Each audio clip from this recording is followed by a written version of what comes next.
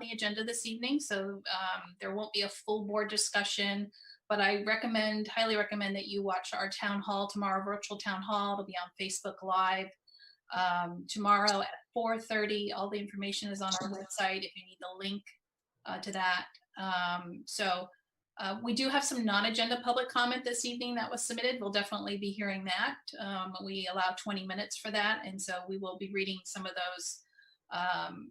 those pieces or some of that information that was submitted to us, some of those comments. So, all right, so we will move on to our approval of our agenda. Nothing has changed on our agenda this evening. It stands as is. Board members? I'll move that we approve the agenda. Okay. I'll second. So we have first by trustee Mack, a second by trustee Aguila to approve our agenda. All those in favor? Okay, 7-0. Moving on to consent items. We did not have any comments, public comment for consent. I will be recusing myself from 14-0. This is in regards to the grounds maintenance and operations building, and I've recused myself from the beginning of that due to where I live. Is there anybody else that would like to pull something? Trustee Cooper. Yes, Debbie, I'd like to pull, if I could, item D, like dog. I'd just like I'd like, if possible, staff to kind of review this with the board in detail. Okay. Just for transparency. All right, we'll move that item to 13D. It'll become. Okay, thank you. At the end, towards the end of our meeting there. All right, so I cannot, if the rest of the board would like to, since I've recused myself on item 14-0, we can go ahead and take care of that item if there's no other comments. Trustee Millerick, you're muted. You're muted. I will move item 14-0 individually, that one item. Thank you. So first by trustee Millerick. I'll second. And a second by trustee Mack. All those in favor? Okay, that's 6. None opposed and 1 recusal. Debbie, I'd like to move approval of 14A through everything except for O, which we just approved. And yeah, sorry, I missed that step. Review. Thank you for going back to that. So item O and item D, which has now been moved to 13B. Okay, the remainder of the consent. And a second by trustee Miller. So I have a first by trustee Cooper, a second by trustee Miller to approve the remainder of the consent agenda. All those in favor? 7-0. All right, announcements from the board. Trustee Miller, do you have any announcements? Just that I've been watching the news like everybody else. I have no specific comment. I'm sort of shell-shocked by the changing news daily. Okay, trustee Nell? No comment tonight. Trustee Gasson? I just wanted to briefly say thank you to the educational services team, particularly Jennifer Casper. I know that she's been fielding a lot of questions that are coming in from parents about reentry, and I keep getting messages about how great she's been in helping provide information and just providing a place where people can kind of be heard. As a parent that's got an incoming 6th and 8th grader, I know how hard it is. And I appreciate everybody just working together and pulling together to help us get through this coming year. So. Okay, thank you. Trustee Mack. Yeah, I just want to say thank you everybody for all the letters or emails you've written. We've read them all. Appreciate everybody's point of view. Amazing how varied it is, and just goes to show there's no right answer to all this. That said, I can assure you we are all listening, and we are all working to get procedures in place that will work with the codes we're given. So bear with us while we get through it, but keep the letters coming. We appreciate the involvement and hope that you stay involved after this passes, because there's a whole lot more information, a lot more issues that we need to tackle. Thanks. Trustee Cooper? No comments tonight, other than just a reminder of the Facebook. It's already been mentioned, but the town hall tomorrow, very important. Trustee Avila? Yes, I just want to say that I did a tour today for San Marin High School and Olive Elementary School, and so I'm looking forward to tonight's discussion. And I wanted to thank Mike Willard for letting me tour, since this is very important. So thanks. Okay, great, thank you. I have no comments, just reading a lot of emails. Superintendent Casca. Yeah, I want to reiterate what I'm hearing from folks about thanks for the input, the emails, the messages, a lot of very well thought out messages, like Trustee Max said, very differing perspectives on the same challenges, which just shows how hard it is and how hard it's going to be to address everyone's concerns. We're gonna keep pounding this virtual town hall tomorrow at 4:30, which will be recorded. You'll be able to watch it if you're unable to watch it at 4:30. We're going to do our best to answer your questions. I think that that we will allay many concerns. I do want to say that nothing is in stone right now. Nothing will be in stone after tomorrow. So I hope you'll tune in, and I hope that it addresses many of your concerns. I know this is a very, very, very hard time for our parents, for our students, for our staff, and just know that we're doing our best to be mindful of all the variables, knowing that things could look very different in 2 weeks, let alone in a month or 6 weeks. So get out there, wear a mask, wash your hands, and stay strong. All right, thanks everybody for your comments. Moving on to our non-agenda public comment. So these are comments that were submitted by community members that are items not on the agenda, and we will have Superintendent Casca and Ellen alternating reading the comments, and we will do 20 minutes is what our norm is. And I will put my timer on. All right, since I am unmuted, I will start, and then I'll turn it over to Ellen. Okay. This is from Marina Chicarel, and this is regarding choices for school this fall. Superintendent Chris Casca and NUSD board members, as concerned parents of students at San Jose Middle School and Novato High School, we are sharing these thoughts that are very important to us. 1, please consider making the beginning of the school year 100% remote, as has been decided by several other districts in the Bay Area. Alternatively, please consider delaying the start of the school year. With cases spiking in our area, it seems extremely risky to open schools in a few weeks. In addition, the delay could give teachers and staff extra time to prepare for remote and/or in-person teaching. 2, please consider shortening the in-person versus remote learning commitments to a semester rather than a full year.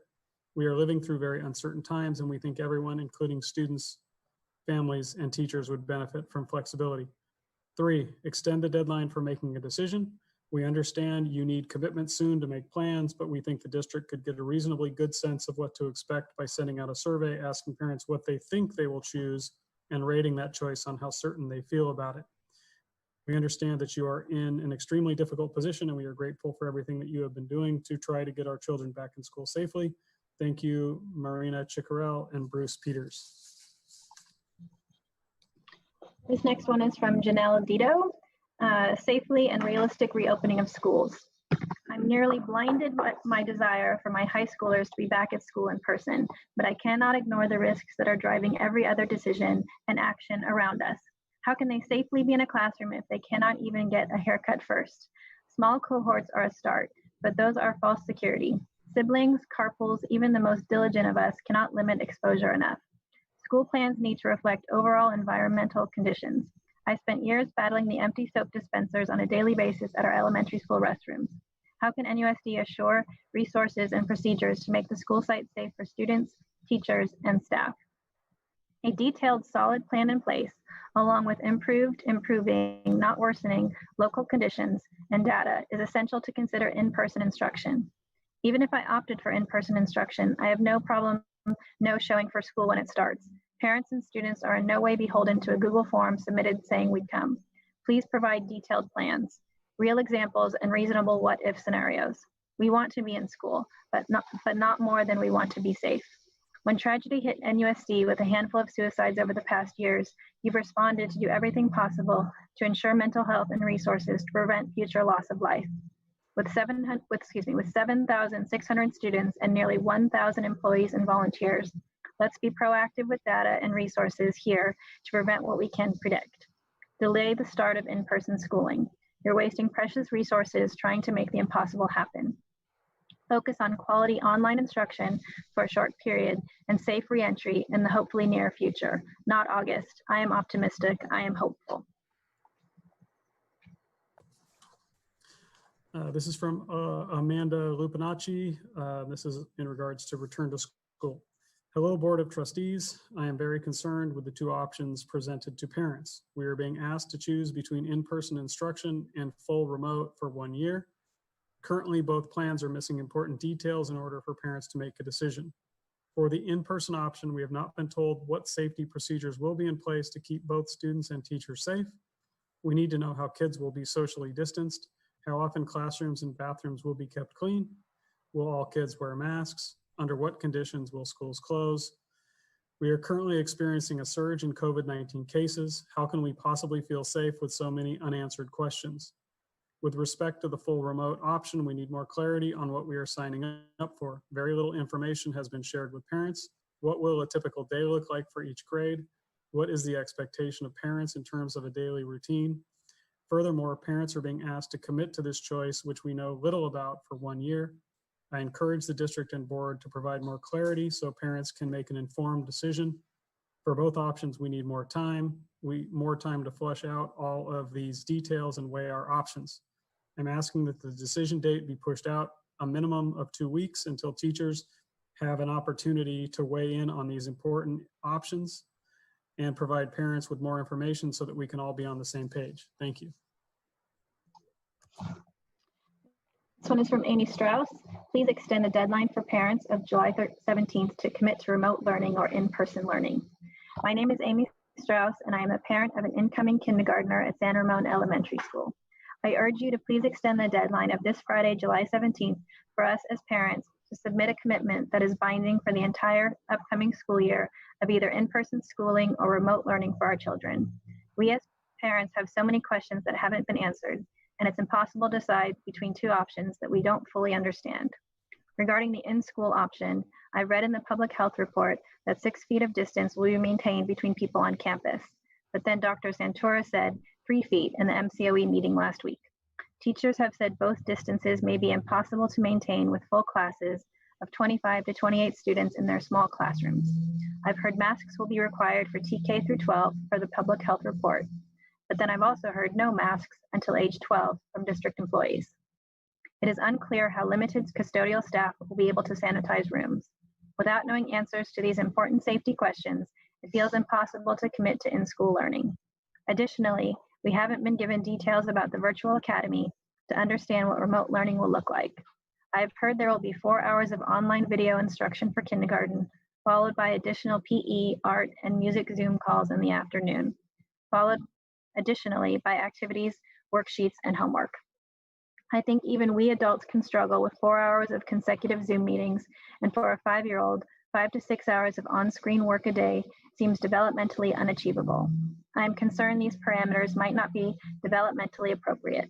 But even more problematic is that I haven't been able to confirm them. I have emailed the co-principals of the virtual academy, but I haven't heard back. Given that we as parents do not understand many important details about both in-school and remote learning, I urge you to push back the Friday parent decision deadline.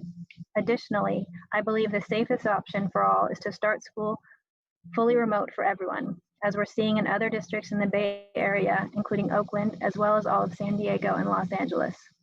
I understand the value of being in the classroom for countless reasons, including food insecurity and having a conducive learning environment and equity for all.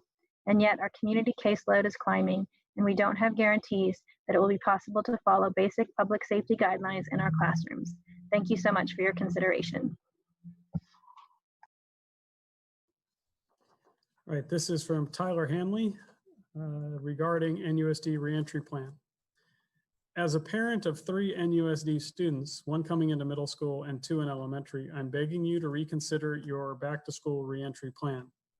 As I continue to read other California districts' plans, I'm increasingly frustrated by how quickly NUSD seemed to come to the conclusion that it would be okay to put our teachers together with students in cohorts of 25 to 30 students. Other districts such as Santa Rosa, Moore Park, Brentwood, West Contra Costa, Los Angeles, San Diego, San Francisco, and Berkeley, and many others seem to have put much more thought into their plans regarding the safety of their teachers, staff, and students.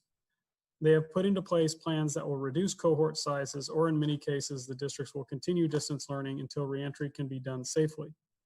In addition to the in-person reentry plan seeming unsafe, we've been given very little information on what the remote option would look like, other than we will be required to stick with that decision for the entire school year. You're asking parents to make one of the biggest and hardest decisions we will ever make with a plan that seems rushed and without thorough explanation. In addition to reconsidering the reentry plan, I would also ask that you consider delaying our start date so that teachers can have paid time to formulate both remote learning plans as well as plans for teaching in person under these new conditions. Surely they should not be expected to volunteer their unpaid vacation time to make such critical decisions. It is my understanding that the teacher negotiations do not take place until July 20th, yet you are asking parents to make the decision as to whether we would like to choose in-person education or a full year of remote learning by July 17th. Please reconsider this deadline. It is only fair to parents that we have full information from all sides before committing to either of these choices. Ultimately, given the current rising case numbers, hospitalizations in our community, and how little we actually know about COVID-19 transmission as it relates to children, it seems like our best course of action would be to begin our year with district-wide remote learning. That way, all students could stay safe at home and transition back to the classroom together as soon as it is safe to do so. At the very least, please consider making the remote option a semester decision or even a quarter decision and not a whole school year decision. We all want our children back in the classroom as soon as safely possible, as we know it is what is best for them emotionally and for the betterment of their education.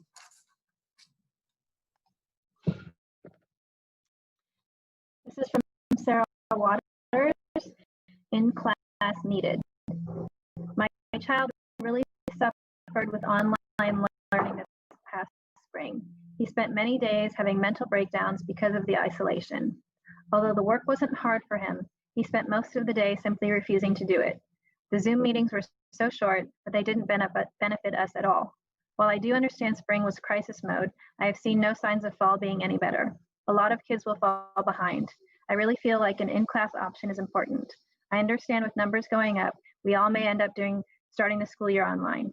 My question is, how can we be assured that the online class will be more teacher involved, especially in the younger grades? If most of the responsibility falls on the parents again, I can see a lot of people leaving the district for a more put together homeschooling option.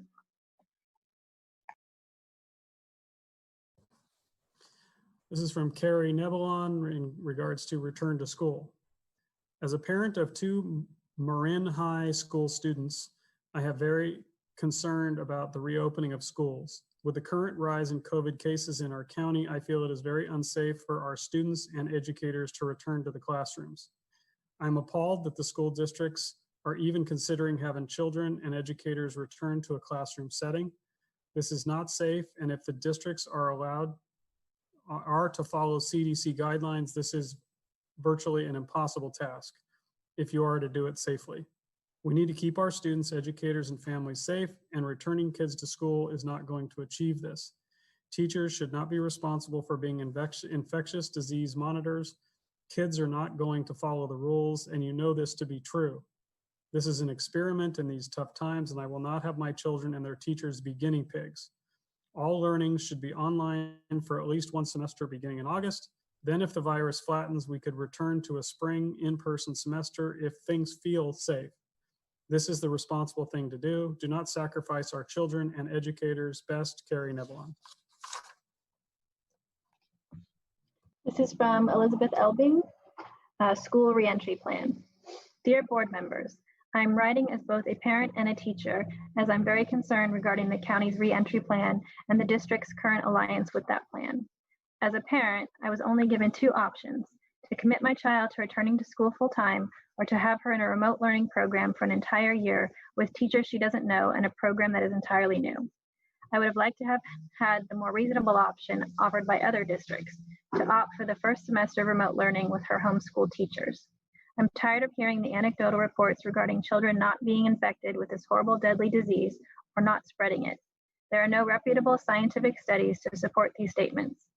As of the data reported by the county on July 13th, 288 children 0 to 18 have been infected, as compared to 272 cases for those aged 50 to 64, 121 cases for those aged 65 to 79, and 92 for those 80 years and older. The 288 cases of COVID-infected children in this county should be significant enough to demonstrate that children are being infected and capable of spreading this deadly disease. These numbers are also not so significantly different than the 551 cases of 19 to 34-year-olds, or 485 cases of 35 to 50-year-olds. Leading scientists and experts are warning us to stop reopening too quickly. We are living through a historic pandemic, and we need to acknowledge this reality and stop trying to return to normal so quickly. I ask you to please consider doing what more and more state districts and counties have already determined will be best, and that is to return to remote learning in August and wait until there is a significant decline in the number of new COVID cases to begin reopening in-person classes. As a single parent who is the sole provider and caregiver for my children, I'm also scared to return to the classroom given the current spikes in county reported cases, especially since the majority are in Novato and neighboring San Rafael. If I become infected, ill, hospitalized, or worse, who will care for my children or my students? Please consider the magnitude of this moment and the seriousness of this pandemic and wait to reopen schools. Sincerely, Liz Elbing. This is from Joni Leith regarding safety concerns. Another dynamic to consider is that we still have a few schools without central air conditioning or working windows to provide circulating air. Can you imagine being 5, 6, 7 years old in an 85-degree classroom for 6 hours with a mask over your mouth and nose? The only way to circulate air or let fresh air into these rooms would be to open a single door. One of the biggest safety precautions and standard best practices to prevent COVID spread is adequate air ventilation. The EPA and the American Society of Heating, Refrigerating, and Air Conditioning Engineers have provided proactive guidance and recommend running systems to help control spread. They specifically state ventilation and filtration provided by heating, ventilation, and air conditioning systems can reduce the airborne concentration of SARS-CoV-2 and thus the risk of transmission through the air. We worry about teachers and students at these sites. As parents and teachers, we are trying to wrap our head around how opening the classroom door and turning on a fan is going to cut it. For over 2 years, we have been in front of the board asking for implementation of AC for health and safety reasons. Now we are in the midst of a pandemic without proper airflow at 3 of our campuses. How will the district provide a solution to this answer? Maybe this time frame can be used to remedy this problem. This is from Kate Boyd, re-entry plan. I have 2 MSA students at Novato High School, and we all want them to be able to return to school in person. In fact, I quickly confirmed our family's desire to choose in-person through the SchoolMint platform. However, I now have strong concerns that the re-entry plan for in-person learning will not be able to sustain itself safely. Between needing to shore up supplies and staff amidst a budget crisis and a dwindling pool of teachers who are able or willing to take the risk of exposing themselves to scores, if not hundreds of students every week, how can we keep our community safe for more than 14 days? It seems more and more likely that as numbers rise, we may all be forced back online before long. It seems foolhardy to attempt to open in person in the middle of August, but more than that, families should not have to commit to a year of a certain learning setting when we don't understand the particulars. Please reopen the SchoolMint decisions to change commitments by semester and give us all enough time to learn the specifics of what we are agreeing to. Thank you. Okay, this is from Katie McMahon in regards to the critical need for students to return to in-person instruction. As you know, the American Association of Pediatrics has recently advocated for in-person instruction for K-12 students. Furthermore, the AAP's journal, Pediatrics, just published data indicating that children are less likely to become infected and less likely to transmit the virus to other children and adults. This is not a media organization. This is a body of physicians across the globe who have studied data from around the world as it relates to the infection rate and transmission of COVID-19 among children and between children and adults.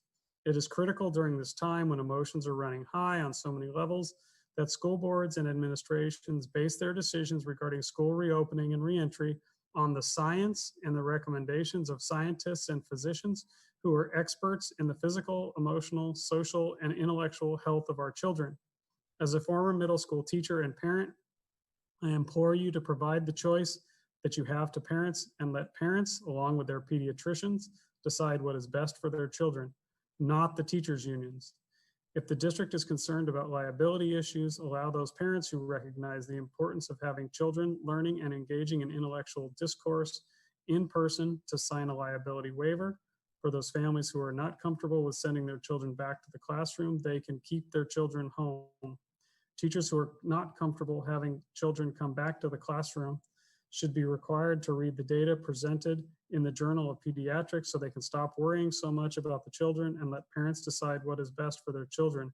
If teachers are worried for themselves, perhaps they should take a leave of absence. Our children must return to school for their intellectual, social, and emotional health 5 days a week. We have time, do we have one more? I have a short one. Okay. This is from Leah Callister, Remote Learning. If we are still holding Zoom conferences to discuss the reopening of schools, what makes opening schools safe? If we closed schools because of the pandemic, why are we opening it up again during the pandemic, especially when the cases have increased? Asymptomatic means you do not show symptoms. However, it also means that you are a carrier who spreads it to others who can become symptomatic. We do not yet have a vaccine, and scientists still do not understand everything. So why are we trying to take the risk of opening schools? What is the purpose of risking our health when we already have a great alternative, remote learning?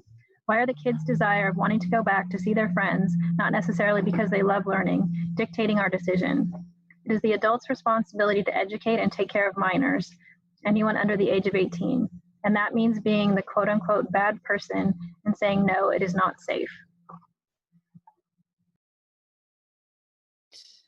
That concludes our, just at the 20-minute mark for our public comment this evening, non-agenda public comment, and we'll make sure that everything goes to the Board of Trustees once this meeting concludes.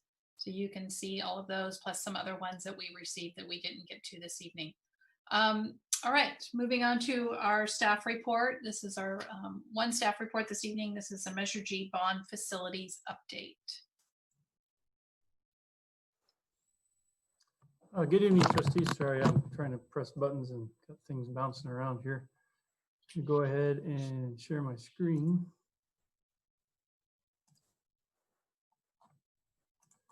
So hopefully everybody can see that. Okay.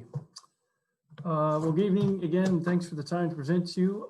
So what I'd like to do tonight real quick is, since we've had a lot of construction projects going on in the bond program over the last year plus, I wanted to provide a quick update just to give you a short review of sort of the projects that were completed in this past year or that are currently still underway and looking to be completed in the next 6 to 12 months. I do want to add that we will come back to you in the fall of 2020 with a more detailed budget review, which will include budget allocations and program allocations, so you have a big overview of our entire financial program. But for tonight, I just wanted to kind of give you a general review of the projects and where they're at. And of course, at the end, happy to entertain any questions. So let's see here. Sorry. There we go. Okay, so move along. I just like to go geographically, go from campus to campus. These are the campuses where we have, and sites where we have the main projects going on currently. And then at the end, give you a quick overview of what we're sort of planning and programming for our construction season next summer, in the summer of 2021. So moving to Novato, I'll gloss through this. I know you've seen this quite a few times, but building a new Center for the Arts was started back in September 2019. We had a delay getting in a DSA. Right now it's scheduled for May 2021 completion. We did have some weather delays, and of course the delay from getting DSA approval, got a late start on that one. Did do a leaseback contract with Wright Contracting, awarded back in December of 18 for a little over 18 million, and it started with about a 700,000 construction contingency. And then those are the renderings. And then moving on to the Center for the Sciences. Again, construction started this one a little earlier, got out of DSA a little bit sooner, kept us on track, and we're still scheduled for an early August 2020 completion in time for the 2020-21 academic school year, should it start on campus. Again, lease back with Wright Contracting. And this one was for a little over $13.3 million with a shade under $500,000 for construction contingency. Another big project in Novato was the athletic fields complex. That one started in June. We did have quite a few weather delays and some other challenges with adjacency with the Center for the Arts project that put that to a just finished on June 16th of the summer. It was also a lease back contract with Bothman, and it was awarded for about $6.3 million with a $245,000 construction contingency. And because pictures are worth 1,000 words, I have some a really nice little video overview here I'd like to show you. But before we hit play, just wanted to give you, this is a great shot of all the campus here at Novato and the projects that we did. So as you can see on the right side here, it's the 3 new sports fields with baseball, softball, and the soccer lacrosse field. Also cleared up a lot of the debris and issues and flooding we had over on this side. And then we have an ADA accessible pathway all the way down from the football field entrance all the way down to the middle of the soccer lacrosse field. And down here we have the 5 new tennis courts with lights. And then we cleaned up a lot of issues in here, including the storm sewer. So very, very good results on this project. Also right here in about the middle of the picture is current status as about a week and a half ago of the Center for the Arts project. It looks a little smaller here because it is recessed down. But once you get in there, you know it's pretty large. And then off in the distance here, it's a little harder to see in this, but is the Center for the Sciences building. And again, it's almost complete, finalizing some touches inside and then working on the site work and sidewalk outside as well. So I'm not going to engage the sound. I did find out how to do that, but it's some nice elevator music. I will spare you. So if you don't mind, I'll provide a few comments along as we play. It's about a minute and a half video.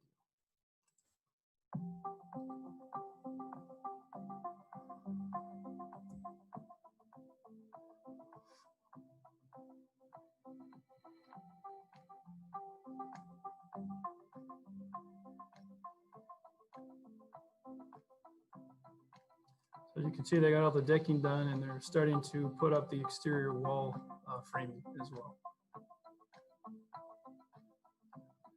And these are the planter boxes and these are the steps down to the entrance.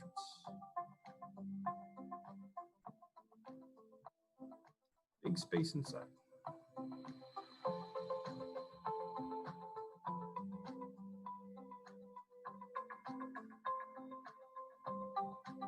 Move it inside, this is the main hallway, typical classroom with the garage door. Those are dry whiteboard panels they're installing, prep room, chemistry room, chemistry. Have the cupboards in, and then we have the started flooring, but it's not available in this video.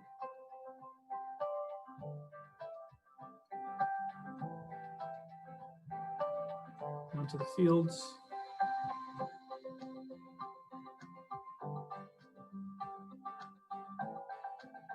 And the tennis courts.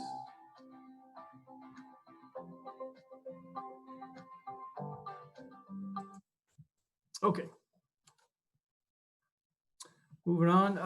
Also, the last project at Novato High School, we have the old gym roof, which is the picture on the lower left here, and also the Olive Avenue roof replacement out at our warehouse fans facility on Olive Avenue.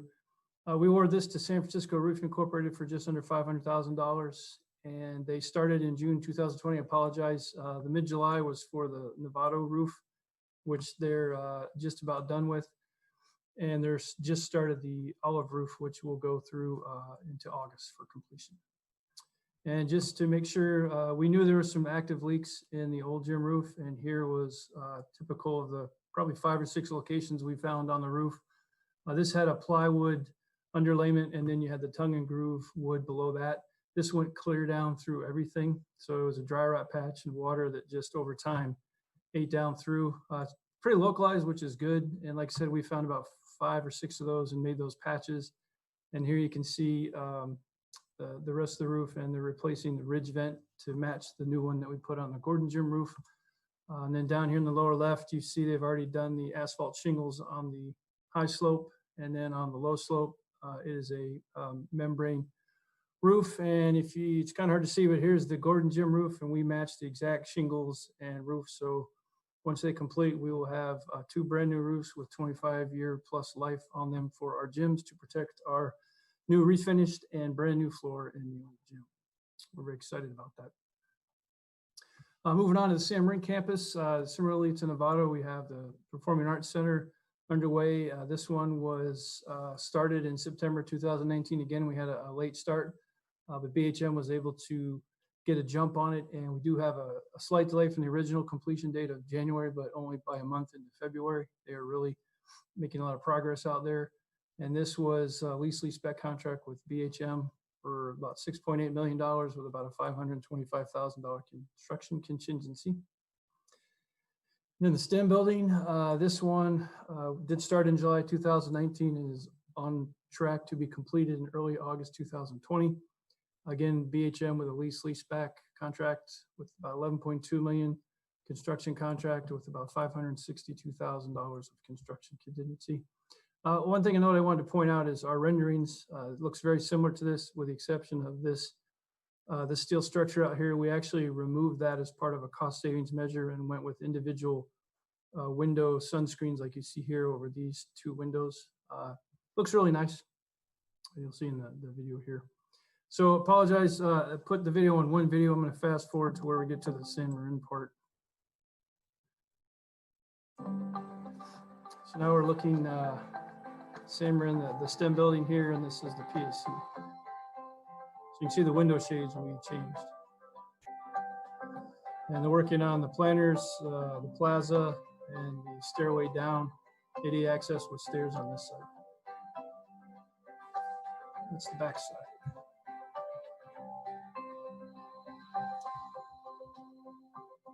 And these shades, structures will be painted the same accent color as this blue here to match. In the interior, they have got some floors down, you'll see in just a second, which is really nice. Completed the lights and most of the ceiling. There's the new flooring. Vinyl non-wax flooring, very low maintenance. Very clean.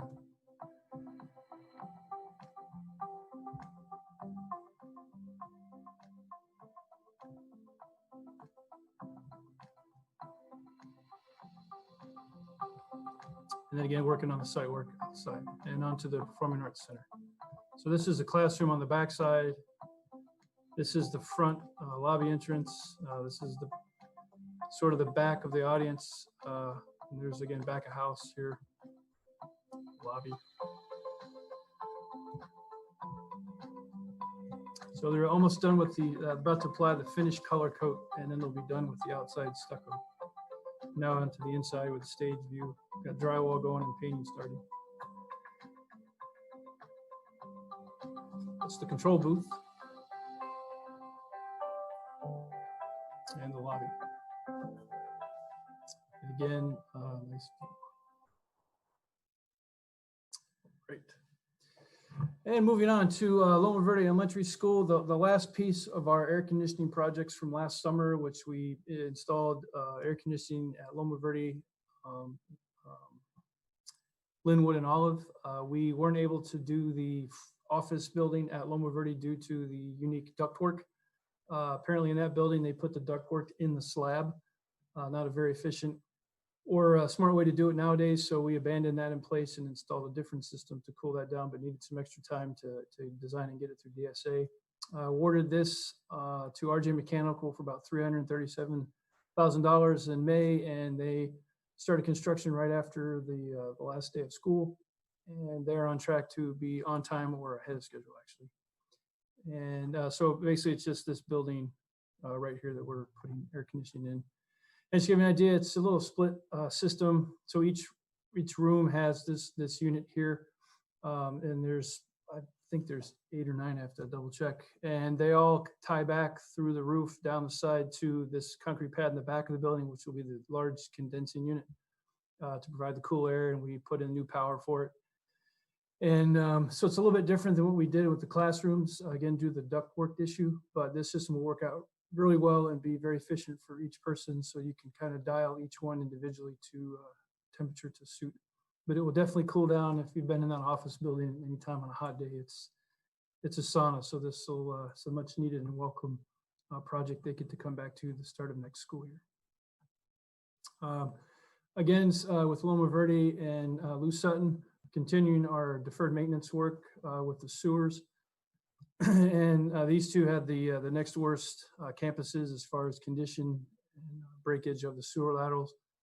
So we awarded a project for about $267,000 for Majori and Gelati to go through and replace a lot of the main and then the sewer laterals on the campus. For example, Loma Verde, the main comes up this way and then shoots off to the wings. Again, this is existing terracotta kind of 4-foot sections that the seals always fail, and then the tree roots get in, and then we get root balls, which we constantly grind out. And we've also had collapse lines and some backup at both campuses. So much needed project. One of the ones that people probably won't notice, only that we won't have any more backups.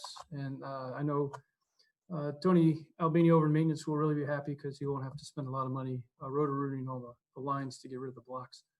And much on the sage advice of Yancey, I did not provide pictures of how this one's going, but it's going very well, and we're on schedule to have an August 2020 completion.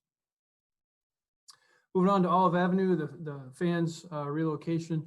This one did get completed back in January, but just wanted to close the loop to let you know that it went very well. Just as a reminder, we moved maintenance and operations out of this part of the warehouse and into the new place on C Street, and then we renovated this into basically a new freezer, a new chiller, a new prep space, and new office spaces with a training room inside, and then kind of redesigned the route to unload, store, load, redistribute to get it back out to our sites.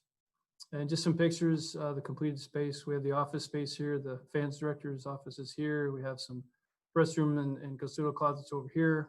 More office space in the training room over here. This is a look at the kind of new pathway in for deliveries. We also have some stations out on the warehouse floor for the folks to manage deliveries. Have the new prep space, all compliant, meets Marin County health compliance. The training room, this is our freezer, brand new freezer. It gets very cold, and it also holds quite a bit more than we used to, and just a little upgrade on the outside for the deliveries. Very successful project. Fans folks are very happy over there and getting used to having everything in one place. We've just recently shut down everything we had over at Linwood School, so now all of our food is processed in and out of that facility. Moving on to C Street, our new GMO facility. Again, as a reminder, State Access Road and then C Street, we pretty much took this corner plot, I believe, where the Navy Exchange or Commissary, the commissary used to be, right around here. Our design was just about 11,000 square foot warehouse with an updated parking apron and then access drive here off of C Street. And a close up, we have a 3-bay system with a wash bay on the outside covered. And then we have the internal office spaces with the training room, and then support spaces with restrooms and whatnot in here. And then some pictures you've seen pretty recently. This is the completed parking lot with, you see the 3-bay doors and the wash bay. Here's a close up of the wash bay to hose down all the grounds maintenance equipment daily to keep that in good shape. Here's an interior shot of the open bays. Obviously we hadn't had the shelving in yet, working on that. Close up of some of the features. Obviously we have a sprinkler system. We have some eye wash stations and other safety features. Well, a little bit of the inside office space before we get some furniture in there. And then the support space is right off the warehouse floor with a couple of restrooms and a shower, locker room, and then a locksmith shop over here. And then some more updated pictures once we finally got furniture. Here is Mr. Albini's, the director's office. I can't explain the Star Wars gear. You'll have to talk to him about that. We have the kitchenette in here. We also have one of 3 bathrooms, all ADA compliant. It's a shot of the main lobby. Lynette's the admin support person is here. And then here's the shot of the bay. Again, we have some shelving we started to install. We just recently moved them out of the trailers we had rented. They have been removed and are off-site, and they're currently unpacking the last of the storage containers we rented, and those will be taken off-site in another week or so. So they're not slowly, but pretty quickly getting all the gear in and trying to organize it so that it's all under one roof for the first time. Again, shot of the training room here, and then this is our operations manager position, quick access to the bay. And much needed file space. I wish I could tell you this is all the files we found when we moved out of the other space, but this is probably half of them. So we have a lot of filing to get organized over there so we can track all of our lovely projects and work orders. And lastly, the Chromebooks, very self-explanatory, but the one thing I wanted to point out, I know you've heard from Tim Rocco a few times, but this year was the first year we were starting the replacement plan, and we did do an order of Chromebooks back in the spring of 2020. However, Chromebook has come out and said they will now support Chromebooks instead of 3 years, they'll go 4 to 5 years. So we can now extend our replacement cycle and not have to buy as many every year, which allows us to either extend the program past the planned 10-year mark or save some of that money and put that back into the bond program for other projects. But that was good news. So with that, I just want to end with what the planning and programming we're doing for future projects coming summer of 2021. And I apologize, there was one thing I had left off, and I will send an updated slideshow to post. But we have, at Cameron High School, we are correcting their baseball, or upgrading their baseball and softball fields to synthetic turf to match what we did at Novato High. Also at San Marin, we are replacing their exterior siding on their existing buildings. And actually have a presentation here in a little bit to go over the material recommendation for that project. Down to Linwood, as you know, we are modernizing that campus and building a new kitchen for their site. And Olive Elementary School, another site modernization and new administration building. And again, tonight we'll be looking for board guidance on the exact location of that building. And this is the part I left off, and I apologize. District-wide IT infrastructure upgrade. We are finishing the high schools this summer. And we've got a lot of lessons learned, and we're moving on to try to do Hill, the 2 middle schools, and probably 1 or 2 elementary schools in the summer of 21. And we're starting to program that right now as well. And of course, the deferred maintenance work, if you remember the 10-year plan that you approved, about $44 million, we're going on to sort of year 2 for that one and have a better breakdown of that to present to you in the fall of what exactly that, excuse me, what that work will be. So with that, I would love to answer any questions or provide any additional information that you might request. All right, thanks, Mike. Appreciate sure. that. And the board did go on a tour of San Marin, Novato High, and the warehouse, old warehouse, I guess, area where the buses are stored. So we were able to actually see the facilities, and that was great as well. So, and we did that back in June. Okay, trustees, questions, comments, Trustee Millerick, and then Trustee Aguila. Mike, on the slides, on the projects to come, you identified the Chromebooks, and you did it in 3 waves. And the good news is that you shared was that the life of the Chromebook that we're getting is better than the 3 years. We're seeing 4 to 5 years. So I assume we're still doing them in 3 waves. The youngest, whatever that was, 3rd graders, 6th graders, and 9th graders each get a Chromebook, and they have to take care of it for a 3-year cycle as they go up through the grades. Did I understand it right? Yes, I don't want to misspeak because I know Tim has been talking about this a few different times, but I believe the thing is now for the high schoolers, you get as a freshman, you keep it for all 4 years. Okay, so you get 4 years that way. The same machines now has a 4-year life, so it serves the high schooler for 4 years. Okay. Right, and I think same with elementary, you get it so 3rd through 5th, maybe you can take it to 6th. They're still working. I know Tim's being very creative to try to maximize how long we can keep these and then minimize how many we need to buy every year. All I know is we're going to buy less than we planned on before, to the point of you can extend the program past 10 years that you approved initially, or if you decide to invest that money into something else, we have options. Here's my question. When we talked about putting the bond measure together, when we passed it, some bonds were going to mature in 25 years because they're going to be for a roof, and the roof will last 25 years.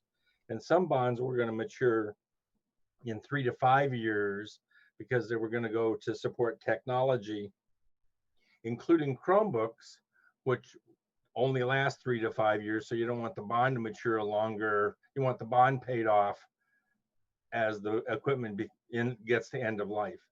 And in that conversation, we said to get to the 25 years of the bond program, we were going to have to cycle through that process, I think 3 times. So there would be 3 different occasions now, and then 5 years from now, we'll buy some more for grade 3. And then 5 years from that, we'll buy some more for grade 3. And all 3 of those cycles were in the plan to support the technology in the classroom, the Chromebook purchase. Is that still in the financial plan? Do we have the money set aside to implement that plan still, or did it get, yes or no, I guess? I'm going to defer that one to Yancey. Yeah, that's what I thought. I figured you were going to duck. Trustee Millerick, there's $6 million set aside for this program. Replacing them every 3 years costs approximately $600,000. It's $550,000 to $600,000. And so we had 10 or 11 years of replacement under the $6 million allocation. Moving the 3-year to the new recommended Google 5-year useful life is going to potentially add another 2/3 on top of that. So we could add another 5 years to the program if we wanted to, or there might be other recommendations that get moved forward. But the good thing is we're covered for the full 10-year portion, and we have some flexibility to make whatever decisions are going to be needed as technology is changing. And I know that in 3 years, there's going to be more changes that I can tell you about, but I know that we've got flexibility in the program financially to take care of some, if not all, of those changes. Okay, well, it sounds like you've got it stretched out based on your guessing to 15 years-ish. So Yep. It sounds like it isn't the full 25-year of the bond measure, but it's a significant ways in that. So I would be interested in thinking about how do we take it out to 20 years, but at least we're well protected now, and we got time to think about that. So thank you for the explanation.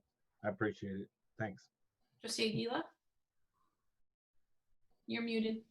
Actually, my question was answered in this conversation. Okay. So thanks. Great. Anybody? Trustee Cooper? I think it's really important for the Novato taxpayers to know none of this would have happened without their support, and how grateful we are to you for the support. Beautiful projects, great. They're going to be some great cutting edge facilities. Thanks, Mike. Thanks, Trustee Cooper. Anybody else? All right. This is a staff report. Thanks, Mike. Appreciate the work put into it to bring it to us. And you're always continually keeping us up to date, so we appreciate that. Thank you. Moving on to discussion action. This is item 13A, approval of resolution number 1, 2020-2021, exemption to the separation from service requirement for CalSTRS. Jonathan is here this evening. Thank you, President Butler. Greetings, trustees. Jonathan Fair, Assistant Superintendent, Human Resources. Before you is a recommendation to approve an exemption to the separation from service agreement from CalSTRS, which is our certificated retirement system. We have a teacher at Loma Verde who has recently retired, and another teacher at Loma Verde who will be on leave at the beginning of this school year, which will of course require a long-term substitute need for their class.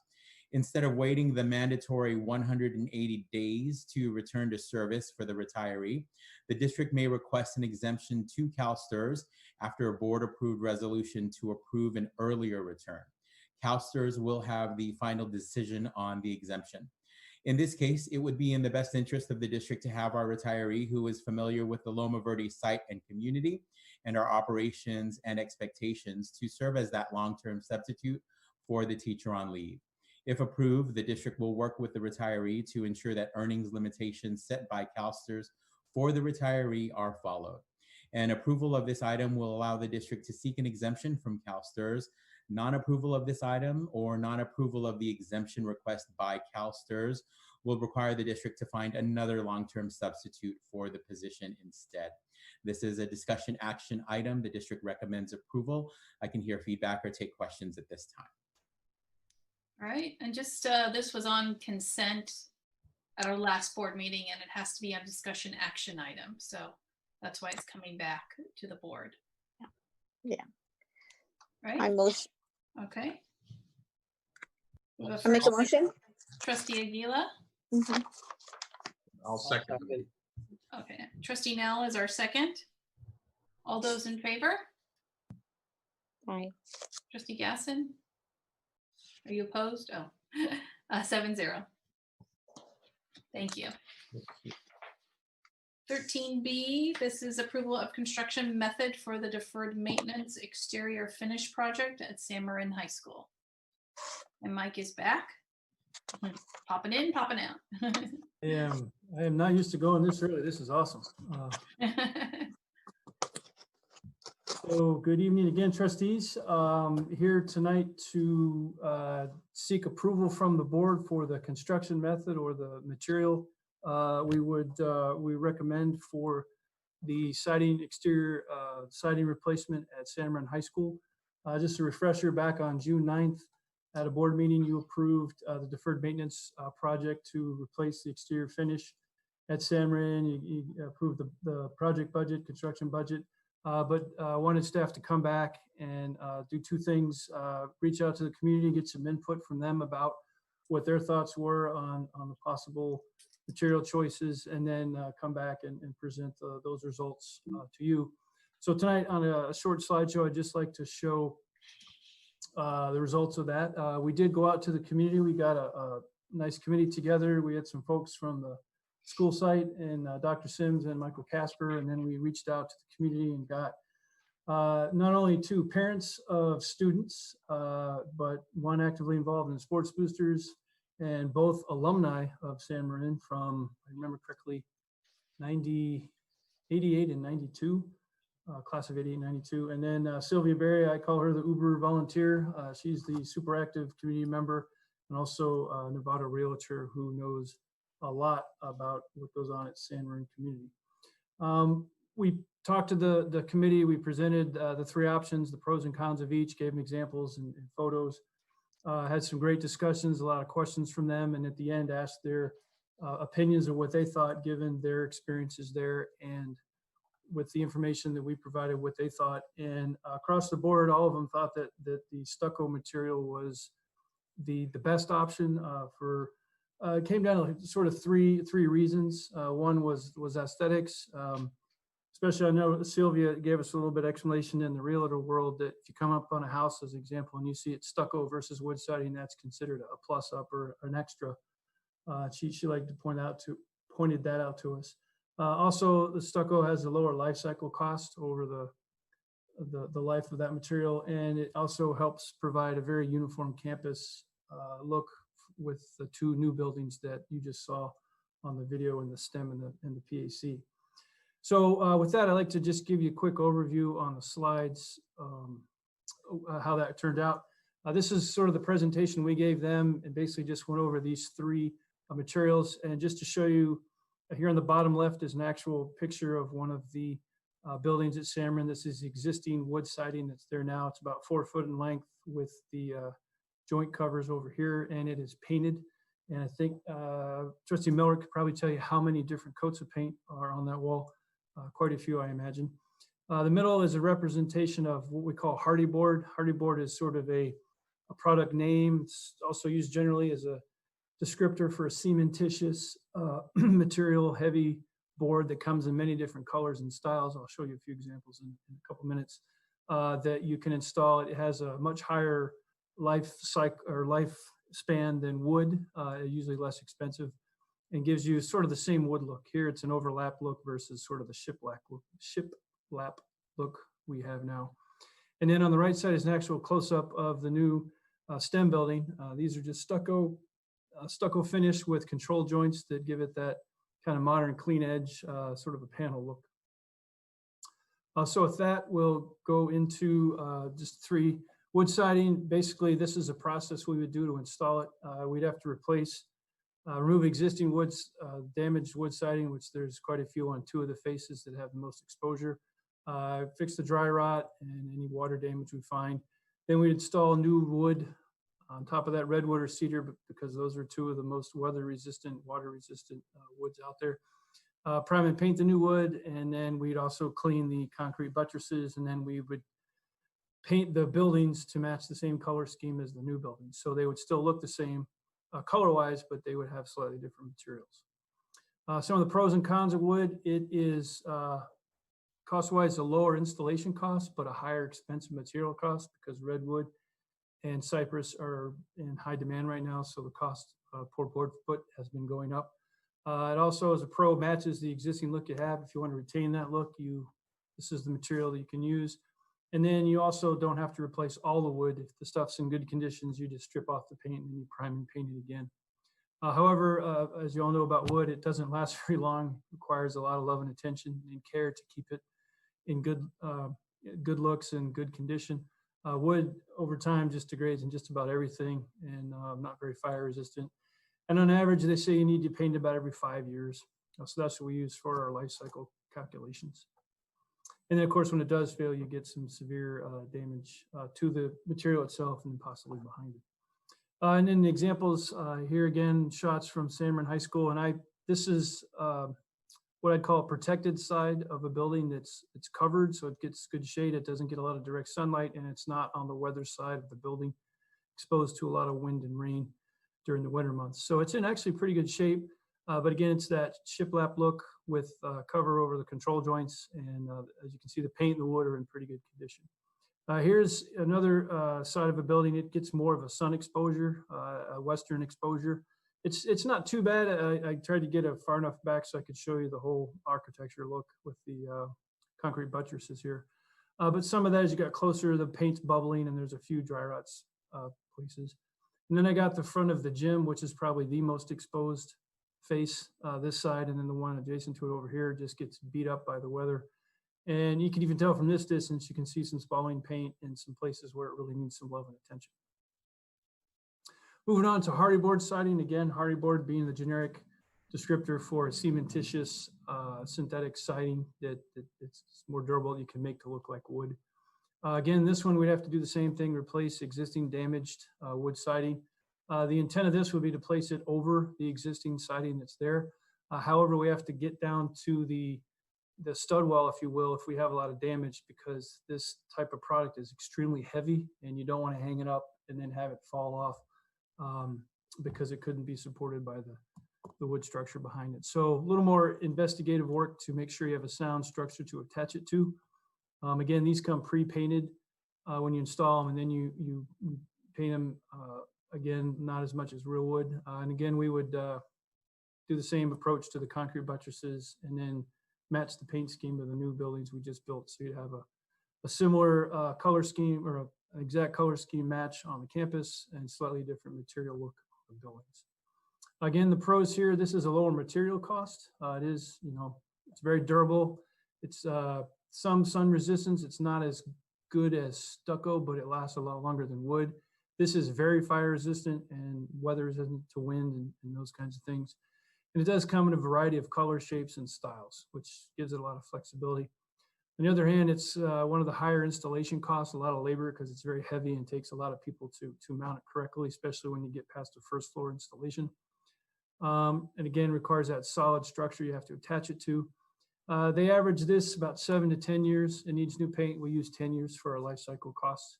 And occasionally in high temps, 95, 100 degrees, I have seen this. The product, because of the weight, it gets hot in the sun, and then it sort of warps. You get that wavy look to it. It's not that bad, but it does change. And then in the next morning when it's cool, you'll see it straight as an arrow again. So it does flex a little bit in high temperatures. And then examples, believe it or not, the cafeteria building that we installed out there 10 or so years ago, the lower part of it is a hardy board-like product, cementitious board. This is the planking that's overlapped. And again, in the middle, here's just examples of the style cedar shakes. You can make it look like any wood grain you want. Different lengths, widths, very, very flexible, and then obviously the colors. So we have used this product on the campus, not in too bad a shape. It looks like it's probably in need of a first coat of paint to keep it lasting. And then up here, I thought these, they did a good job. They're made to look like stucco panels, but these are in fact just painted cement board, which is a similar product to this. It's just in this kind of shape. So again, these will need to be painted the same frequency about every 10 years. And we also had our architect do some renderings just to try to give you a visual of one of the standard buildings at San Marin. If you look closely, this dashed line is the hardy board planking that matches this. And then because the architect wanted to give you a sort of a combined view of if you do some cement panels and some of that wood siding, you get sort of a more modern look. So they showed a mixture. So this is the siding overlapping planks with some cement panels, and you have the same, again, color scheme that we have here. And then the buttresses are here in the concrete. And you just get an idea in your head what it looks like. You get a nice visual break between the clapboard and then the panels. So it is a more modern look. And then here's just the other two sides of the same building. So you can see they, one side they just left up here is panels, and then they put the overlapping board on 3 of the sides. Okay, moving on to stucco. The process is you have to, again, repair the damaged wood and get rid of the dry rot and water damage. And we would just replace it with plywood for a solid backing. Again, stucco will be applied on top of the existing wood. Give you a little bit more insulation and structural integrity. Stucco is pretty much a 3-step process. You install lath material. It used to be, for us old enough, it used to be chicken wire. Now they call it lath. It's a fancy metal grid that you attach to the wood. And then you put a scratch coat of stucco on it, which is the base coat. And that gives you the thickness that you need. It's very roughly applied. You let that dry and you come back with what they call the brown coat, which is used to sort of give you the level and smooth look. And then the final coat's the finish coat, which comes in with your color and texture. So if you wanted it textured, or you want it to look like just flat or a little bit of stucco look, you do that on that last coat. And then of course we do the same with the remaining concrete buttresses and match the color scheme. Again, the pros and cons. This has a lower material cost. Stucco is not that expensive. However, it's labor intensive and has the highest installation cost because you have to get out scaffolding, and it takes a lot of laborers and just a lot of time to apply it by hand to the wall. Extremely durable. It lasts the longest in between required paint coats or recommended paint coats. Again, it's it's a cement product, much like the hardy board. It's very resistant to fire and weather. Again, you can apply it over, much like the siding, hardy board siding, you can apply it over the existing wood with just replacing the spots of damage. And the other pro is it exactly can match the current stem and pack buildings. Again, this one, as you've seen, if you get a high impact, can crack, and sometimes repairs are more costly than, say, the wood. Again, recoating about every 12 to 15 years. We use 15 years in our cost analysis. And it does take a little bit longer to install, which kind of goes to the higher labor costs. And some examples, again, just took some pictures of the new buildings we just installed. Here's the stem building. You can see the different colors we have with the tones. Lighter color here, the darker, or kind of mid-range, and the darker color here. And again, the look to get that modern appearance is the control joints you see here. Now you can make this all one flat surface if you want, but with control joints, you get nice clean lines and edges and gives you a little bit of a visual break for large wall surfaces like this. Okay, and again, they just did a little rendering for the same building you saw before, just with the stucco panels. It looks a lot like the cement panels, but this is actually the stucco with those control joints I was just showing you. And as you notice, the difference between this and what they'd done before is that blue color that we had painted the steel frame, and that the window awnings are going to be painted. We would paint the buttresses that accent color as well to give you sort of a contrast between the other different coats and accent coats on the stucco. And then they threw this in on the gym. I'm sorry, I don't have that other comparison to reach through that. So basically the staff's recommendation, and after talking to the committee, this was their recommendation as well. They prioritized in the same order as stucco and then hardy board siding. It was a close first and second, and then at a distant third was the wood siding, mostly for durability and expensive life cycle cost to maintain it. Stucco, I think, came out number one because it did have the lowest life cycle cost, and also because you could match exactly the buildings that we just built for the STEM and the PAC building. But both of these two products would be very much of an improvement over the existing wood. And I know Tony Albini's smiling somewhere at home because he knows that these also require him to do a lot less work to maintain them once we build it. And with that, I'd love to open up to any questions. Before just as a discussion action item, we are recommending to the board that we seek an approval for the use of stucco as the finished material for the exterior siding project at San Bernardino High School. With that, happy to answer any questions. Me unshare here. There you go. Board members, questions? Trustee Miller and then Trustee Gasson. Mike, thank you very much. Am I off mute? I am. For bringing this back. I'm the one that asked us to take a harder look at this because it affects the San Marino community in a broad way, more architectural than structural. And thank you very much for the thorough review. It puts us in a lot stronger place. The issue of uniformity of look across the campus and long-term viability are pretty strong arguments in favor of the staff's recommendation, in my view. And the other a question I would like to ask of you is the fascia boards on all the buildings and the fascia between the top of the bent. It's a board about 18 inches high and about whatever the width of the bent is, about 8 feet. Those are in worse shape than the siding on the building. I assume you've got a plan for that as well.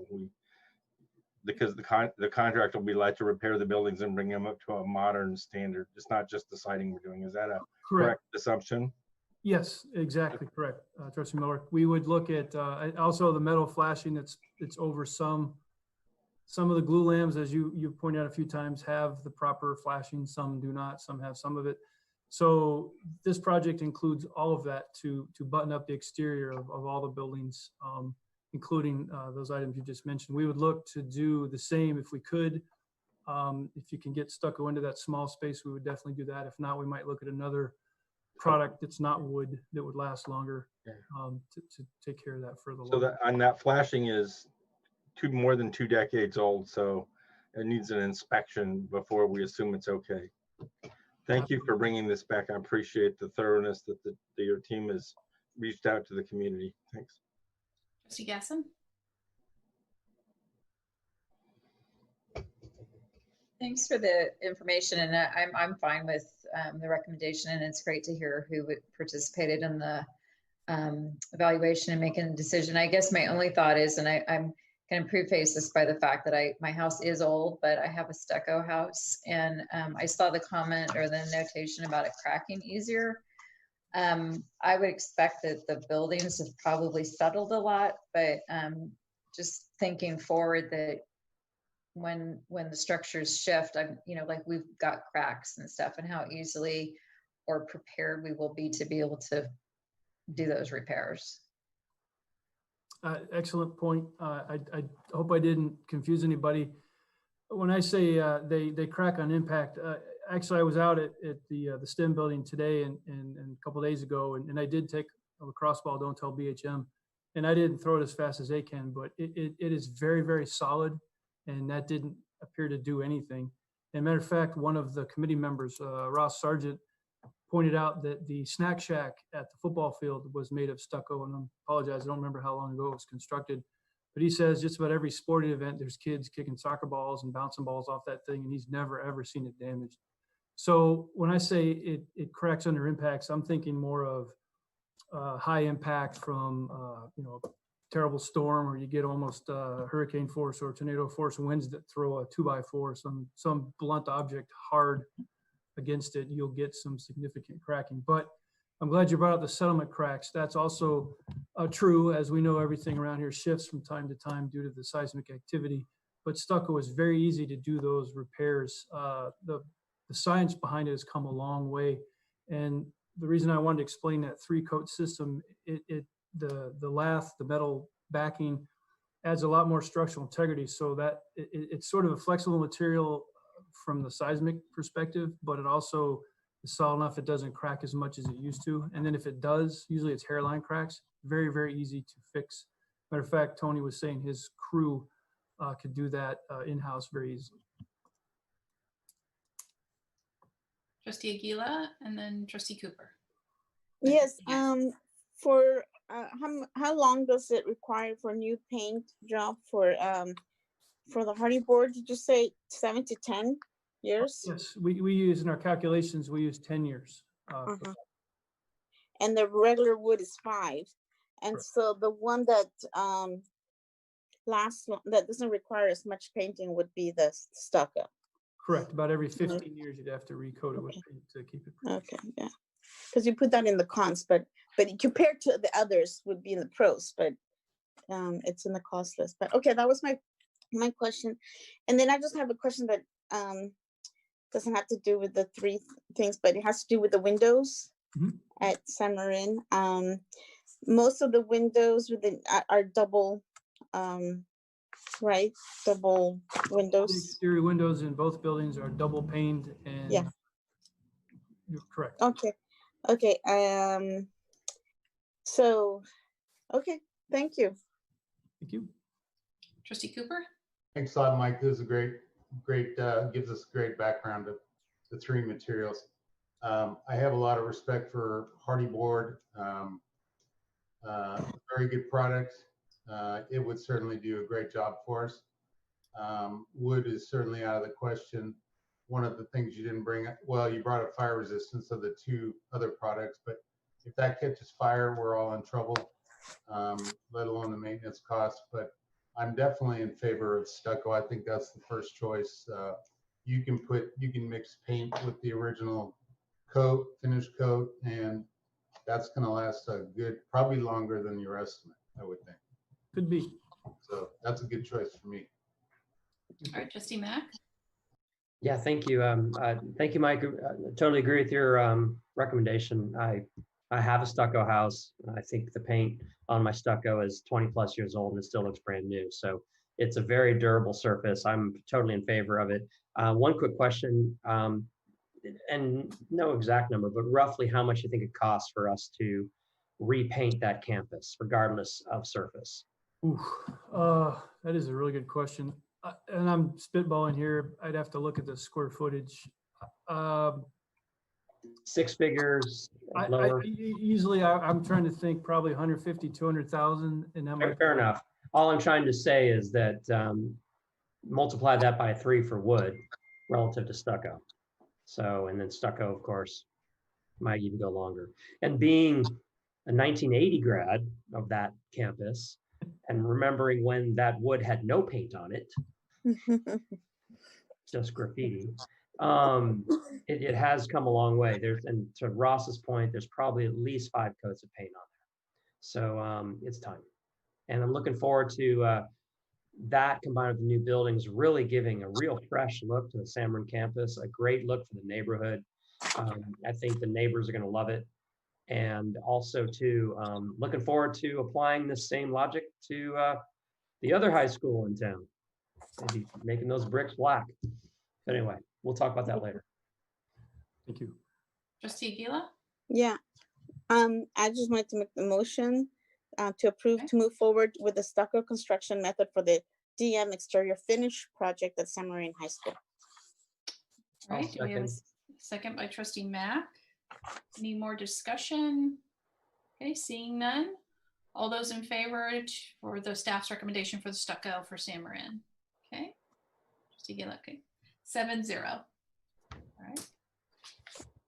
Mike, thank you very much for coming forward with this. This puts the board clearly in the connect to the community, pay attention on this issue, and that's exactly where we need to be. And I think Trustee Max, that it'll refresh the whole campus's comment is probably exactly what we're going to hear after this project's over. So I hope that comes true. This is a person's dream. Have money and get to build new stuff. What could be better? Yeah. Hey. All right, moving on to 13C. This is bringing back the approval of the location of the new administration building at Olive Elementary. Right. I feel like I've been up here too long hogging the spotlight. So again, this is a discussion action item, and let me share the screen.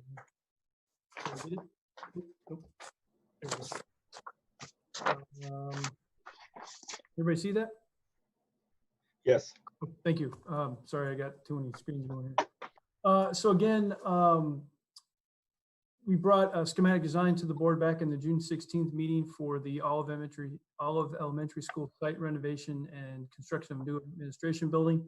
The board graciously approved all the recommendations and had one request to look further into the location, proposed location that we had recommended for the admin building. Requested us to go back, work with the site, work with the architect, and kind of evaluate the other options we looked at and maybe a couple new ones, and then come back and let us know our thoughts and if that adjusted our recommendation in any fashion. So tonight I'd just like to give you a more in-depth look with a few updates from the architect. And before I get into it, I'm trying to see who's online.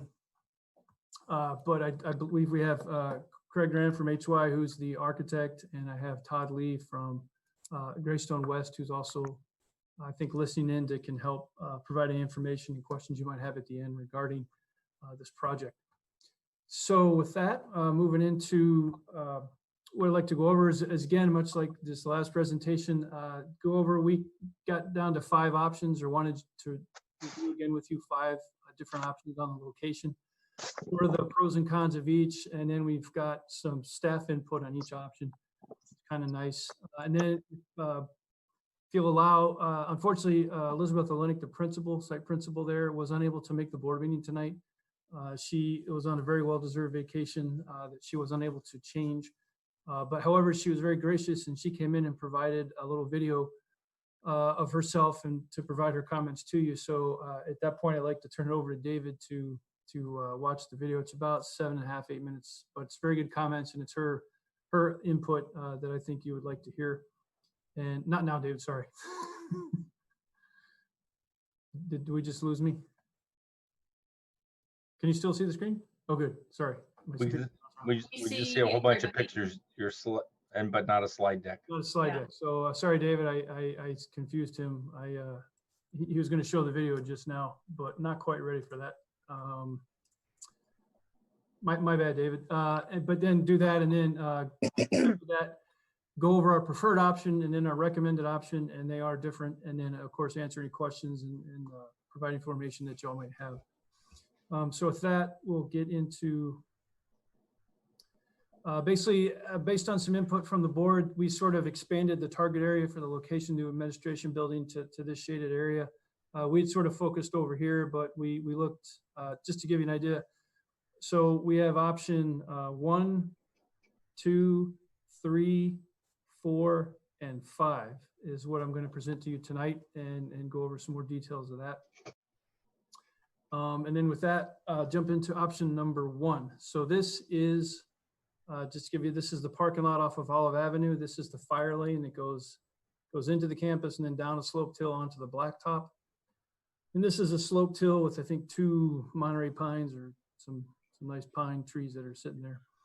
So option number 1 is to build a single-story building on this slope. It is the most direct in line from the parking lot through the site to the site, to the lower campus. and it provides an easy way to funnel all the traffic into the building before you have to go into the campus to do your business. So again, those are the pros. Some of the cons, it's an increased construction cost, rough estimate, about $500,000 to build on a slope due to the grading and extra additional foundation work you need to do. And a little bit of extra work to tie it into the existing fire lane with some of that. Staff comments, they thought this was a little more centrally located than the options over here. They were excited that it could be a potential two-story option. I would like to let you know that a two-story option, of course, is possible. However, it adds a significant amount of money because we have to add an elevator, and then the DSA requirements to go from 1 floor to 2 floors is a lot of money. Probably, in addition to building on a slope, it would be another probably $500,000 or more for an elevator and other structural upgrades to have the 2 stories. So just wanted to put that out there. We are not recommending a 2-story building. And then this also is good for them because it doesn't require us to build an ADA accessible ramp for the public to get. There is a ramp that's existing. It's sort of through this way to the campus. And if you come into the building here, you can still exit and you can go down that way without having to build a new access.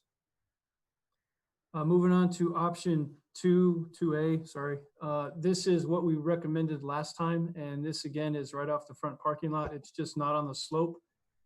Same issues. It's just not on the slope. So you save about $500,000 from the construction method you're developing on a flat location. However, we are impinging on some of the existing guarding, and we would have to relocate part of the guarding and build a bump out on this side. So there is a little cost increase, but not near the scale of building on a slope. We do get to demolish an existing bathroom building that's not usable and sort of abandoned and closed. So we get to clean up some of the campuses, and we're not impacting any playground structures or play areas.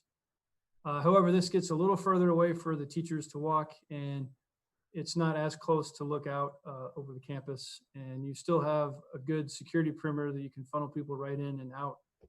But from the teacher's perspective, it's just not as close as the location over here. Moving on to option 3, this was probably the least supported option. Just as you can see, proximity-wise, it's about as far away from the classrooms as you can get.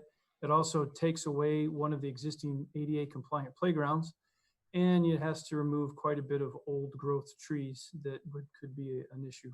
And you're recessed from the parking lot, and you're actually creating people to walk further to go back to where they need to do their business with the students. And again, it is just quite a walking distance, and that was a big issue on this option with the staff.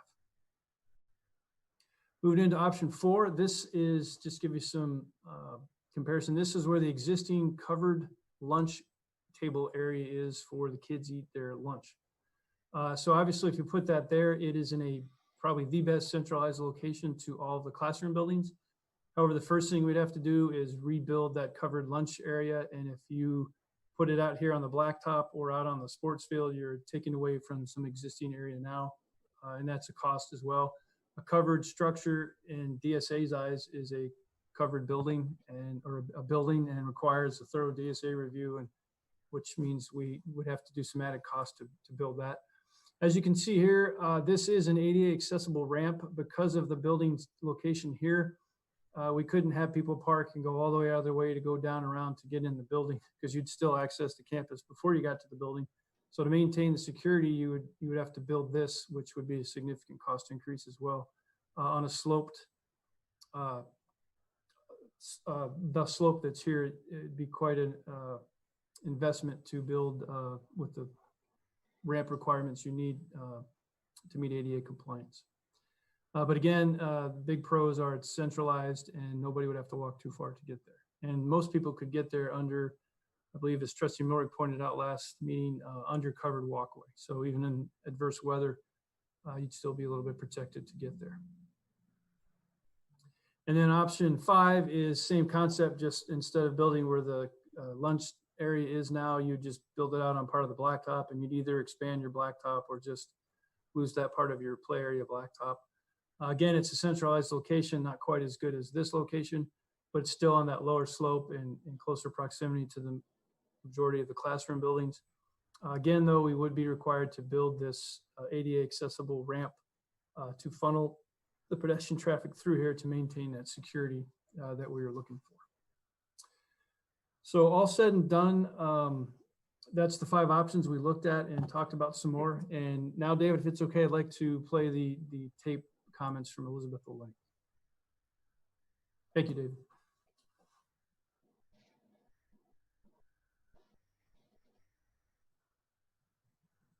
Good evening, trustees. Thank you for letting me join you. I'm Elizabeth Sesmolinik. I'm the principal of Olive. I've been the principal of Olive for 7 years, upcoming of 8 years. It's been a great opportunity for me and my campus. I appreciate this time to share with you some of my insights about the potential placement of the admin building. But first, I really do want to send out a thank you to the committee members from Olive that have participated on this committee. Fran Rosoff, Robin Nosti, Katie Kelly, all teachers, Kim Stalley, our past PTA president and parent, Lindsay Moon, our upcoming PTA president and parent, Guillermo Milantoni, a parent and school site council member. I want to let you know that early on when this bond passed, we were truly excited about the opportunity to see capital improvements for Olive. The most important being a new location for the Olive administration site. Currently, the administration site at 629 Plum is not centralized. It creates a lot of confusion when coming on campus. Most parents and visitors coming on campus come via the Olive Avenue parking lot.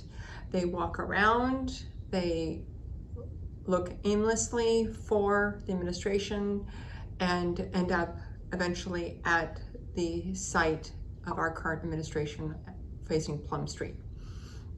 So when this bond passed, it was with a lot of excitement for the opportunity to make Olive School and Olive administration at the front of the school.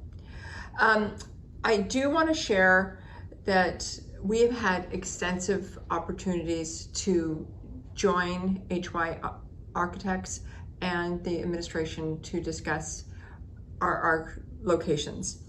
Our site team met with Mike Woolard to look at the Lou Sutton model classroom to get ideas for classroom arrangements.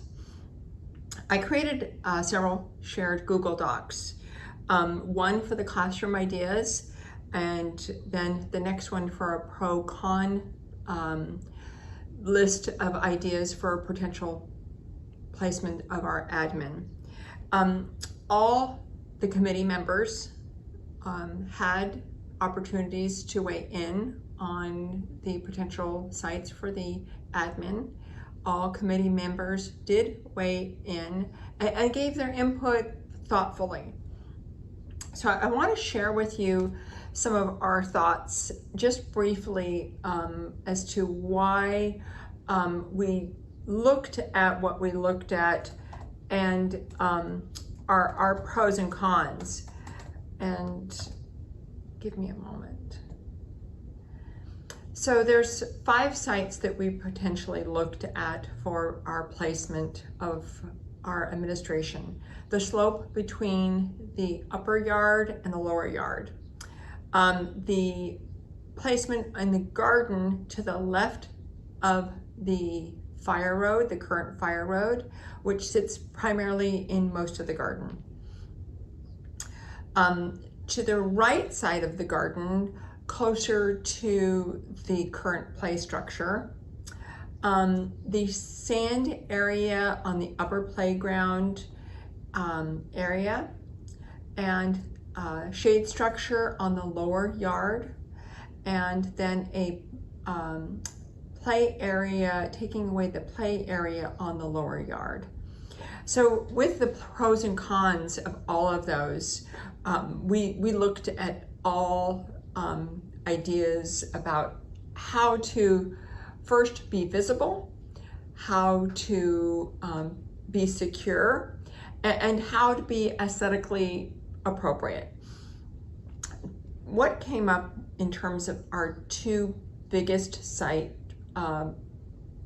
areas as making the most sense is to the left side of the fire road in the garden, and just a little bit off of that to the right side in the garden. And let me tell you why we chose those areas and why we didn't choose the other areas. To the left side of the garden area near the fire road, it has central access. It provides strong security management. It is highly visible to all of our visitors.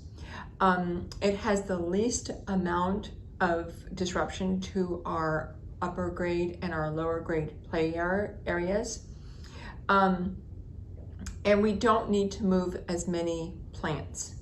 And it saves the play area. And it's close to the Olive parking lot.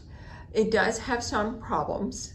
It removes some mature trees that were planted there.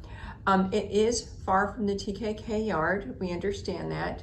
And it will have some difficulty for our teachers on the lower end of our campus getting to it without getting wet. But that being said, there is not one potential site in any of these proposed sites that will not cause our teachers to get wet or walk across an open area in their new administration. To the right side of the garden area, there is central access to the front of the Olive campus. It saves mature fruit trees. It provides strong security management and would actually remove the condemned building that is on site and unhealthy. There is a potential of possibly removing a mature tree. That is the downside of this, and we're concerned about that. It does relocate a play structure, and it's a little bit awkward to get from the classrooms, and it's one of the farther areas from the classrooms for access. And again, once again, it does cause our teachers to get wet. But like I said, there is not any one of these 5 sites proposed that won't have that as a downside. Like I said, our reasoning for moving our administration is a couple of reasons. One, strategically to be placed at the front of Olive. Also to look at changing our current administration into a much needed 3rd kindergarten classroom and bathroom area. And that's been something that our campus has lacked. We don't have 3 kindergarten classrooms being able to be centrally located with each other. We will provide a bathroom for those teachers and an extra bathroom for students. So if teachers need to use the bathroom, they do have a centrally located bathroom. I just want to say that I do appreciate the time that you're taking with this, and I want to thank you for letting me have this opportunity. I would appreciate if you have any questions or concerns. I'd be open to a phone call or further conversations with you regarding this. Thank you once again, trustees. Thank you for the opportunity to doing this work, and I look forward to working collaboratively with you. Thank you.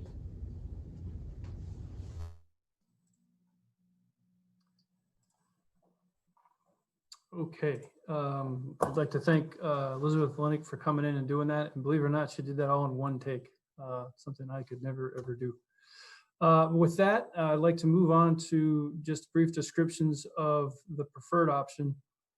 that we came up with, and then our recommended option. And again, they're not the same. Again, looking at holistically everything, we all are in agreement that this was the best location for the admin building. The more centralized and all the reasons you just heard Elizabeth explain, it is sort of hits into every one of those. The only downside from our perspective was the additional $500,000 or so that this option would cost. And given trying to keep to a budget, the budget that we proposed did not have that $500,000 in it to do this option.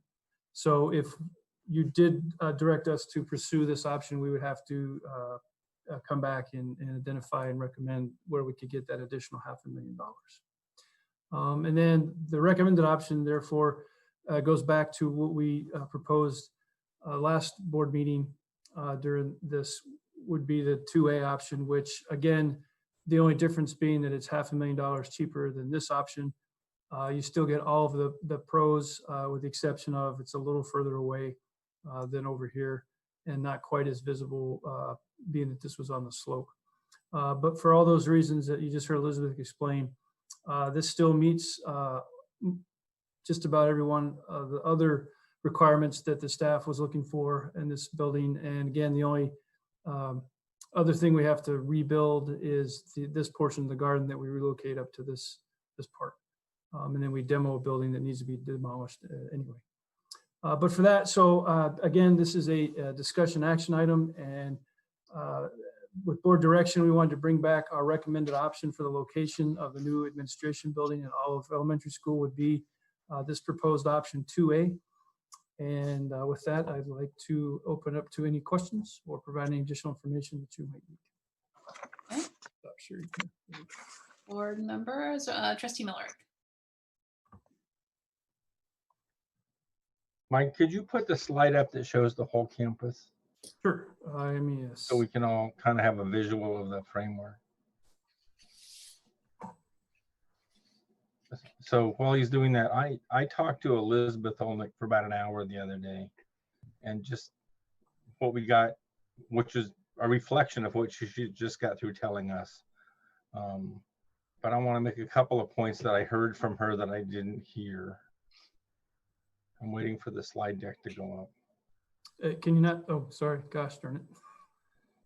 New buttons. There we go. Sorry. Okay. Okay, so this is perfect. So you can see the front parking lot down at the bottom of the slide onto Olive Street. Yep. And you can see right under the word admin, A-D-M-I-N, that's to the left of the fire road. That's that slopey hill. Mm-hmm.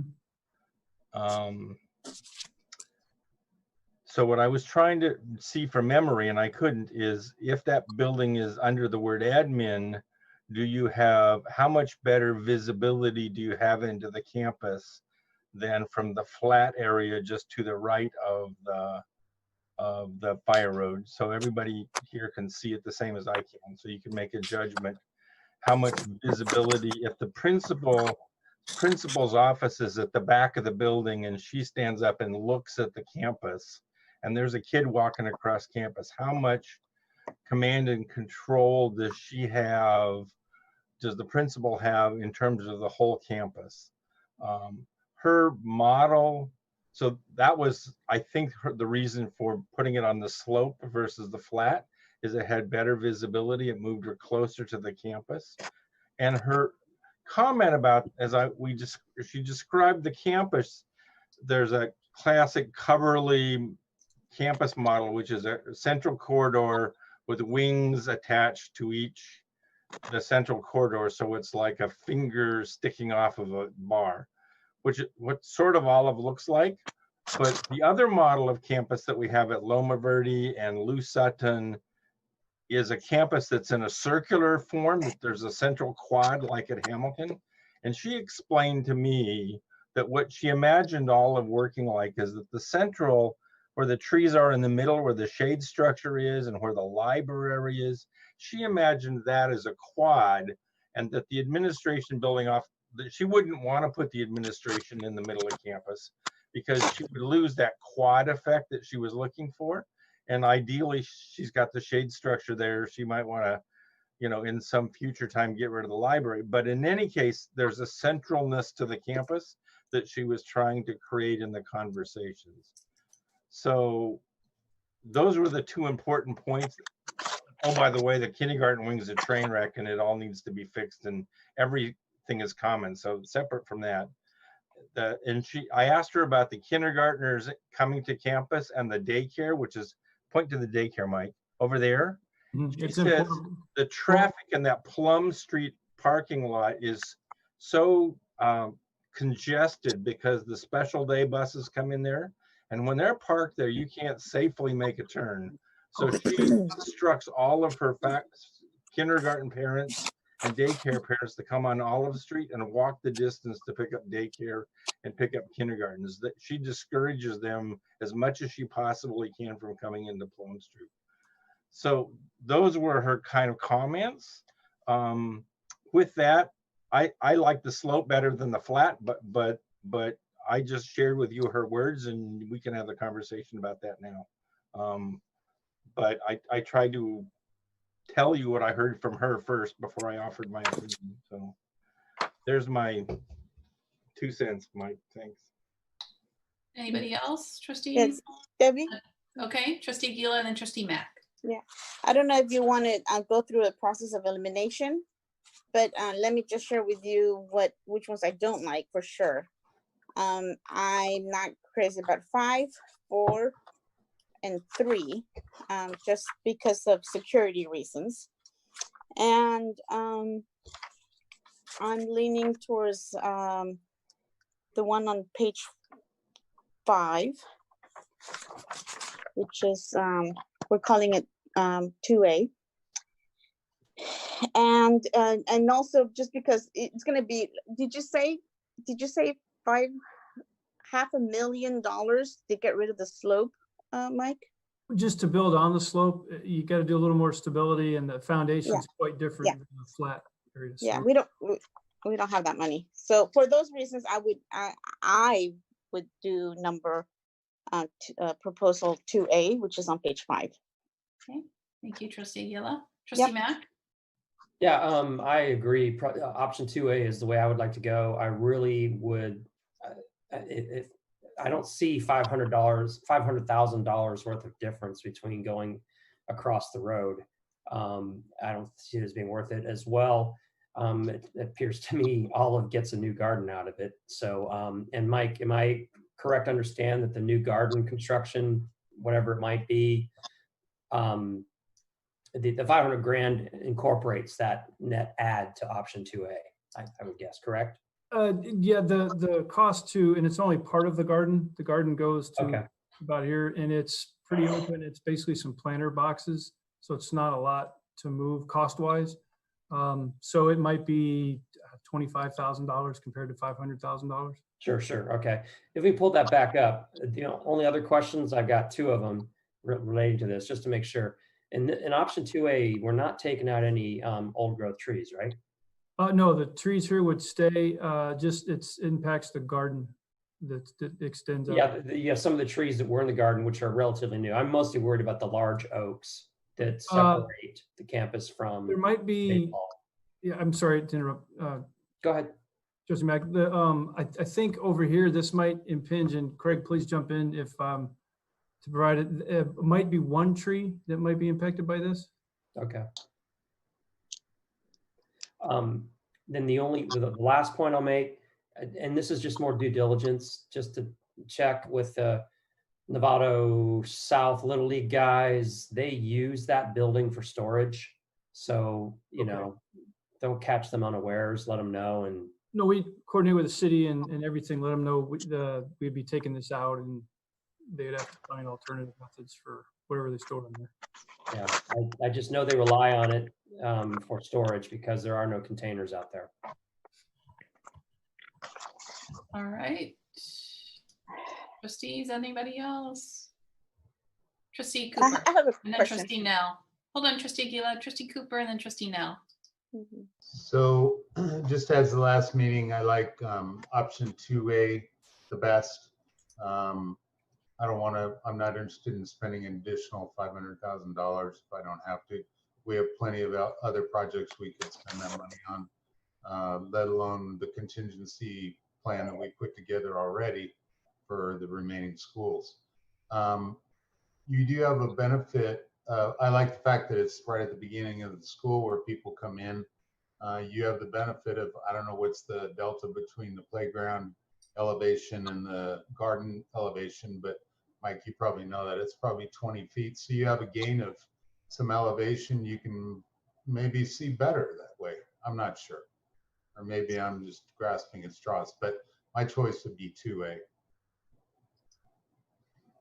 Okay. Trustee Nell. Yeah, just to agree with the points made why 2A is the better option. I mean, obviously, you know, money is definitely a factor, but I think that tearing down of the old bathrooms, I kind of like the floor plan of 2A. It's not in this tonight's proposal, but I was looking at last meeting's proposal. I assume the floor plan's going to be similar. So I would favor 2A. Back to Trustee Aguila. Yes. Speaking of safety, there will be a wall or some kind of gate or some kind of protection in the what would be the new back of the school. Is that right, Mike? Yeah, and that's one question. Then the second question is that amount of money is that covered with that gate? As part of the modernization, part of the project, we would look to try to update a lot of some of the fencing and gates that are interior to here. They've been around for a long time. And up here is the kindergarten wing, and we would have an access gate so if the kids could come out of class but not have access to the parking lot, and then and people couldn't come back here and access once school started. So we would beef up the security in the backside of campus to sort of have a much better perimeter with funneling people up to the front of campus off of this parking lot.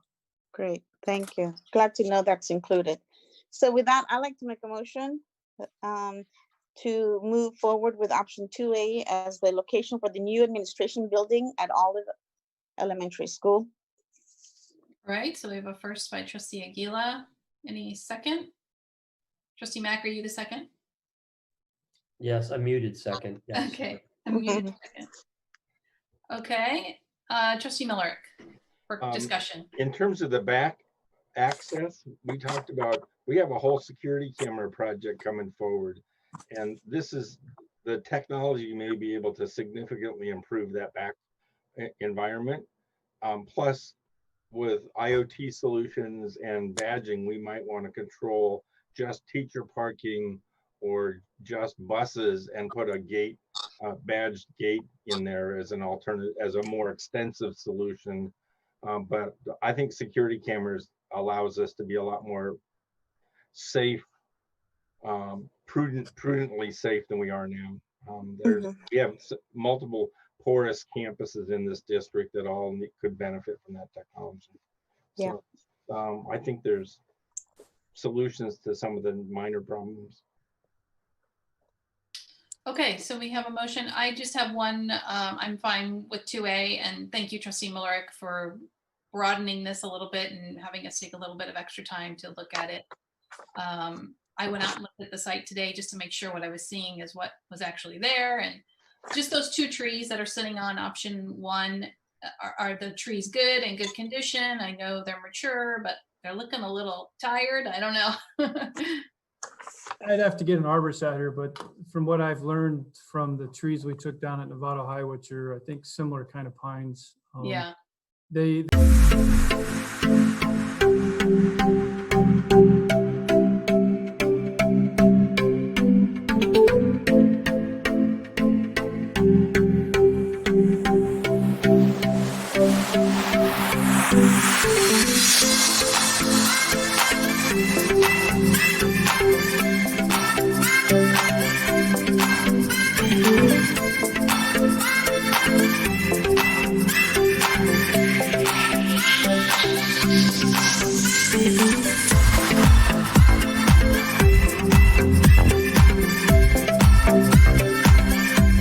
Save